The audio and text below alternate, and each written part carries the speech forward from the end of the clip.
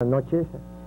Precisamente quiero agradecer aquí la presencia del licenciado Luis Pasos, que vino precisamente, veniste Luis desde Estuvimos en Celaya hoy, Celaya, pláticas en una... y pues estás aquí y eso realmente te agradezco mucho. Yo quisiera, Luis, pues empezar a ver algunos de tus libros que pues todos me han parecido interesantes. Estaba yo viendo precisamente, Luis, este libro de la devaluación. Yo sí quisiera hacerte unas preguntas respecto precisamente al contenido de este libro. Aquí tienes 3 preguntas que son pues las básicas, ¿no? ¿Por qué? ¿Qué viene? ¿Y qué hacer respecto a la devaluación? Yo quisiera, Luis, pues empezar con el primer punto, que es ¿por qué la devaluación? Sí. Mira, casi siempre se depolitizan las devaluaciones. Sí. Por ejemplo, yo recuerdo cuando las devaluaciones del licenciado Echeverría y el licenciado López Portillo, yo las analicé y siempre traté de, a pesar de que los critiqué, respetar sus personas. Sí. Porque cuando a veces nos vamos sobre la persona, nos olvidamos de las causas del fenómeno. Desgraciadamente en este momento hay mucha politización. ¿Qué quiere decir? Que la oposición, que alguna oposición a mi juicio poco seria, trata de aprovecharse de errores gubernamentales y también de mismos problemas que crear. Sí, sí. Fundamentalmente la devaluación tiene 3 causas: una causa económica, una causa política y una causa de mala instrumentación de un movimiento del tipo de cambio. Esto quiere decir que hay cierta responsabilidad de devaluación del gobierno anterior, del gobierno del licenciado Salinas. Hay también responsabilidad en la devaluación del gobierno del licenciado Cedillo. Y hay responsabilidad en la devaluación de la oposición violenta, o sea, de los que han creado la violencia en Chiapas, de los que asesinaron a Colosio, que fueron los que precipitaron la devaluación, porque a partir de estos problemas fue cuando empezó a salir capital y se provocó la devaluación. Pero también sería un error decir que fueron los principales responsables, o sea, fueron los que coadyugaron.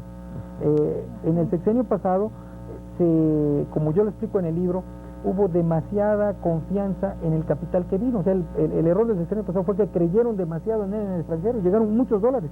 El problema hasta 1993 era el exceso de dólares. Pero en 1994 la serie de acontecimientos políticos hicieron que podemos decir, exceso de dólares se convirtiera en escasez. Y después una mala instrumentación, un error en la instrumentación de la banda de flotación nos llevó al problema que tenemos. Y hay que decirlo, hay que decir cuáles fueron los errores, yo lo digo en el libro, porque si no andamos buscando como un doctor que cree que el problema es del estómago y es del corazón, entonces nunca va a haber la solución. Sí. Lo que el pueblo debe conocer, y es lo que yo hago a través de los libros, es decir cuáles son las causas reales. Sin tomar un partido político, sin justificar al gobierno, porque aquí casi siempre hay la situación, o justificamos al gobierno o es una crítica completa. Yo creo que hay que diferenciar entre lo positivo que hace el gobierno y lo negativo que hace, y más si ya estamos acercándonos a un sistema verdaderamente democrático, porque la democracia no es únicamente el ir a votar, sino es fundamentalmente el que nos podamos expresar y diferir del gobierno y proponer soluciones verdaderas. Y es lo que yo trato de hacer en este libro, y que también la entienda la mayor parte de la gente, porque si empiezas con términos demasiado técnicos o filosóficos que nadie entiende, pues no te comunicas con las personas, ¿no? Entonces, el común denominador de estos libros es que están al alcance de la mayor parte de los mexicanos. Sí. Precisamente estaba yo analizando este libro, me parece muy interesante, de la devaluación, y encontré en la página 124, Luis, quiero preguntarte, en este libro precisamente dices tú que durante el sexenio de Salinas se privatizaron 361 empresas, entre las que sobresalen Telmex y la banca. Sin embargo, no nos podemos librar de la devaluación. No nos pudimos librar. O sea, hay gente que dice, bueno, ¿de qué sirvió tanta privatización? Sí. Efectivamente, hay quienes pensamos que con esta privatización iba a ayudar a que no saliera otra devaluación. La mayor parte del dinero que recibió el gobierno de Telmex y la banca, con eso pagó la deuda interna que habían dejado gobiernos anteriores, o sea, disminuyó la deuda interna. Sí. Desgraciadamente hubo mucha confianza del extranjero debido a estas privatizaciones y vinieron a invertir en bonos gubernamentales que podían haberse quedado aquí por mucho tiempo. Por ejemplo, en Estados Unidos hay millones de dólares en manos de extranjeros, pero como hay confianza en Estados Unidos, no se van. El problema en México fue que empezaron a ver la desconfianza que había por el problema de Colosio, por el problema de Chiapas, por estas declaraciones de guerra que son más teatros que declaraciones de guerra, ¿no? Porque desgraciadamente aquí se ha confundido la lucha a favor de los humildes con utilizar a los humildes para fines políticos. Entonces vemos que en el caso de Chiapas, pues más que rebelión, es un teatro para desestabilizar al país y para que en determinados momentos se creen presiones como la que se creó el 19 de diciembre y salió Capitales. Entonces, todo esto vino a opacar muchas cosas positivas que hicieron el sexenio pasado. Aunque también hay que decir, y yo precisamente en este libro y en otro libro que tengo ahí que se llama Lo que le falta a Zedillo, hago ver todos los cambios que son necesarios. O sea, que Salinas dejó muchas cosas a la mitad, es necesario terminarlas. Sí. Pero hay quienes dicen, no, en lugar de terminarlas vamos a regresar a lo que es antes, vamos a regresar al reparto de tierras, vamos a regresar al estatismo, vamos a regresar a una economía cerrada. Eso sería un error. O sea, hay muchas cosas que faltan por hacer, hay que corregir. Pero pues tenemos el caso de todos los países que han progresado, Japón, Alemania, mismo Chile, que pasó por situaciones como esta, por devaluaciones.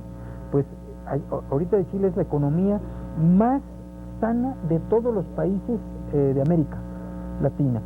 Y ahí se practica lo que algunos llaman el neoliberalismo. Por eso cuando dicen, esto no funciona, no es cierto. En Chile funcionó, pero en Chile privatizaron casi todas las empresas, es más, privatizaron el seguro social, hay fondos de pensiones particulares, abrieron la economía completamente. Entonces, eso es lo que falta aquí. Y el Estado también bajó más sus gastos, porque desgraciadamente todavía el grado de gastos del Estado es muy alto, es necesario que baje sus gastos, es necesario que baje impuestos. Esas son algunas de las cosas que nosotros recomendamos. Perfecto. Otra de las preguntas, precisamente, ¿qué hacer? Mira, México no se va a acabar. Hay una crisis fuerte, hay muchas empresas que están al punto de quebrar, va a haber desempleo, pero en el libro hago ver que el hecho de tomar decisiones con base en el miedo nos puede llevar a situaciones contraproducentes. Mucha gente en estos tiempos postdevaluatorios empieza a hacer inversiones a veces a tontas y a locas, o empieza a comprar dólares cuando están demasiado altos. O también podemos ser víctimas de grupos que tratan de politizar estos fenómenos, o sea, de falsos redentores, que ante el enojo correcto de mucha gente, porque hay mucha gente que está desilusionada del gobierno y a veces con mucha razón, entonces hay quienes tratan de politizar el fenómeno.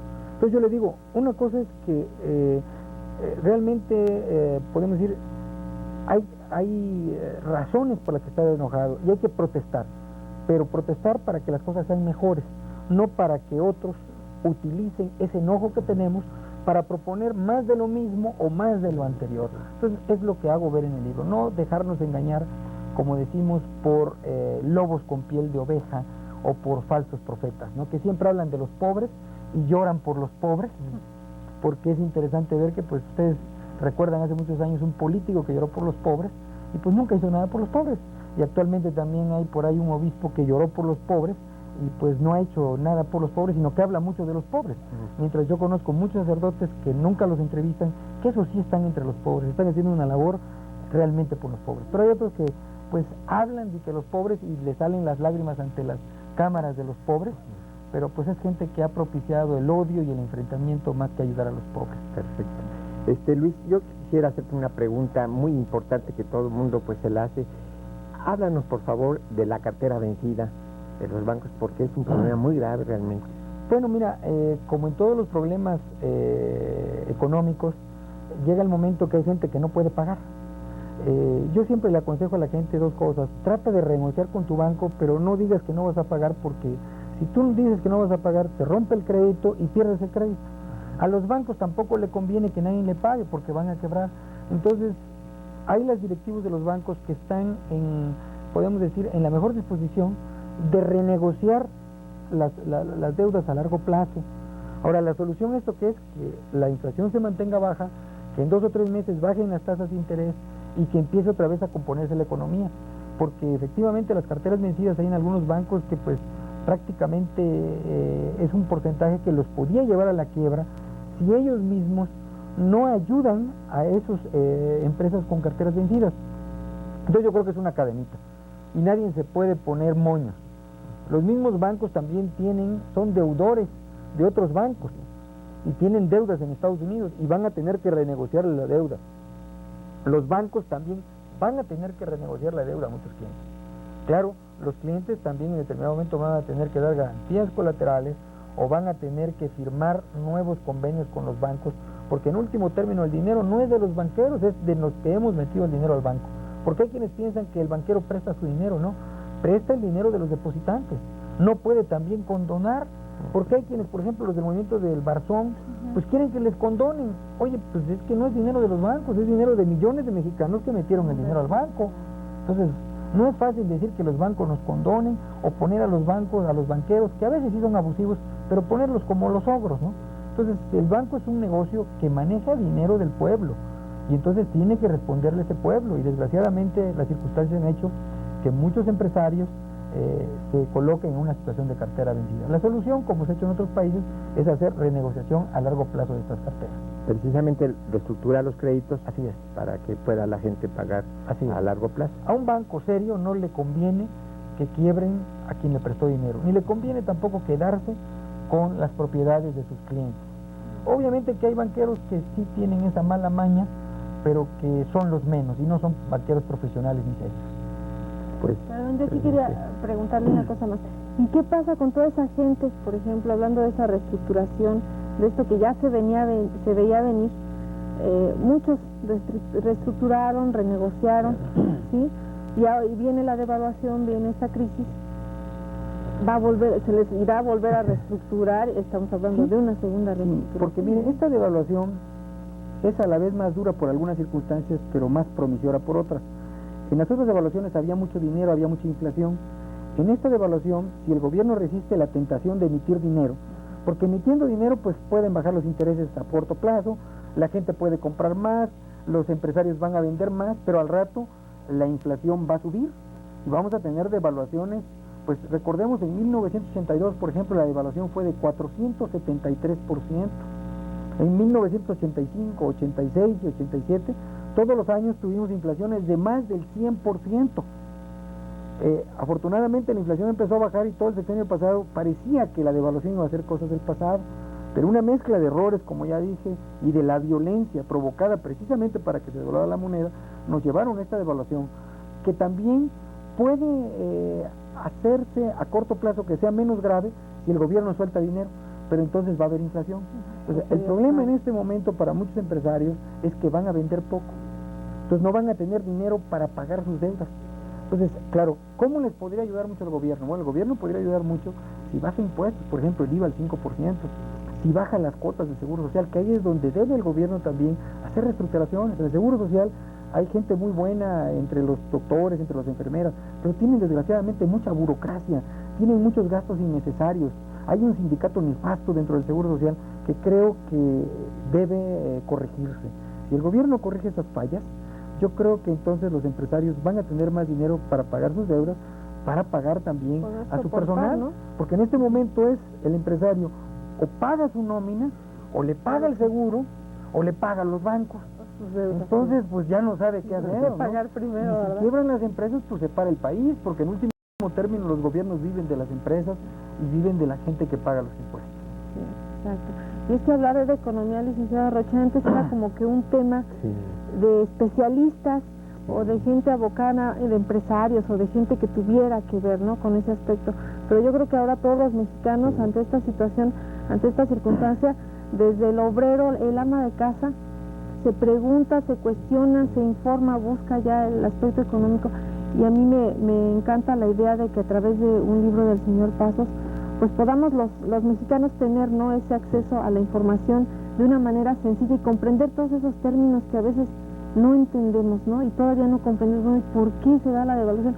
Los niños se preguntan también, ¿por qué? ¿Qué es la devaluación o qué pasó, ¿no?, con esto?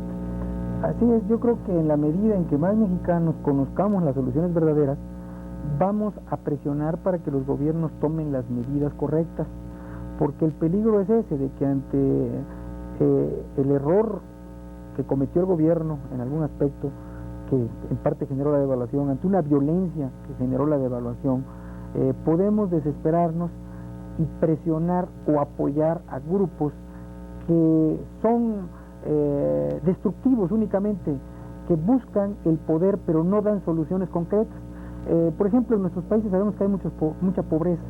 Vemos que hay gente que siempre se escuda en esa pobreza para proponer políticas que en ningún momento han solucionado los problemas. Por ejemplo, si queremos que haya menos pobres, necesitamos que haya inversiones, que haya empresas, no hay otra forma. Y para que haya empresas debe haber bajos impuestos, debe haber paz social. Pero si cargamos a los empresarios de impuestos, si consideramos al empresario un ratero, si no hay seguridad en el campo, ¿por qué hay la miseria en el campo de México? ¿Por qué hay la miseria en Morelos?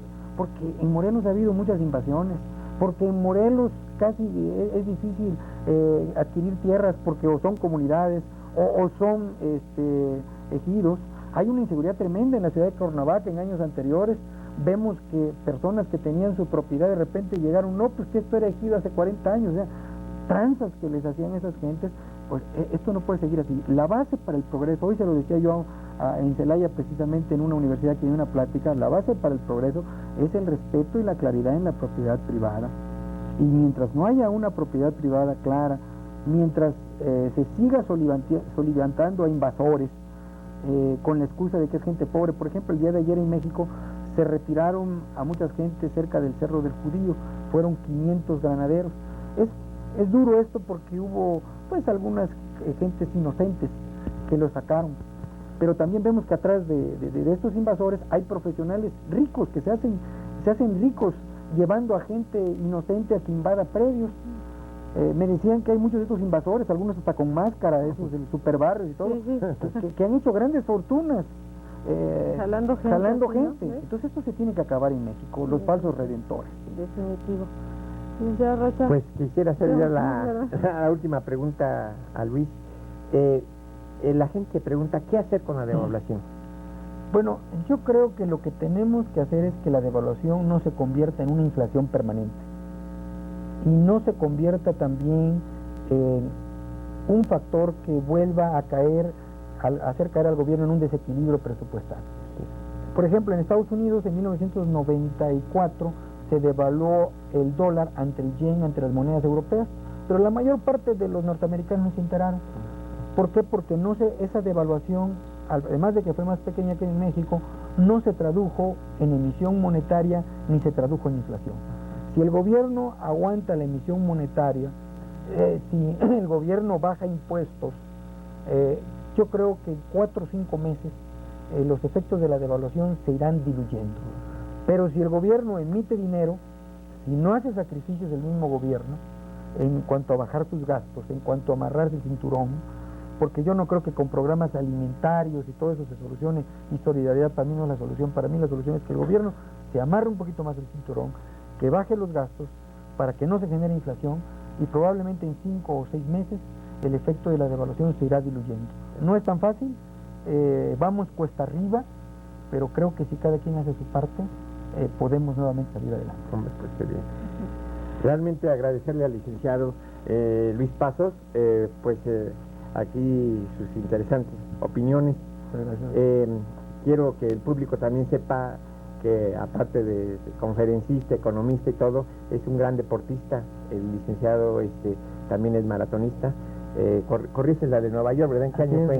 Ya en el año 84. 84. Y hemos practicado a veces juntos aquí con el buen Bernardo, somos buenos amigos. Pues qué bueno, y muchas agradecerle a Luis esta visita que nos hizo aquí en el estudio. Al contrario, muchísimas gracias al contrario, muchas gracias por estos invitarme. minutos. Hubiéramos querido alargarnos más muchas gracias. cuando ustedes estábamos calentando motores, ¿verdad? Pero le agradecemos mucho su presencia, y licenciado Rocha, a usted también el poder invitar a tan grata personalidad como el señor Pazos. Gracias. Y vamos a unos mensajes, regresamos con más. Tenemos para usted aquí en Las Noches Estrellas.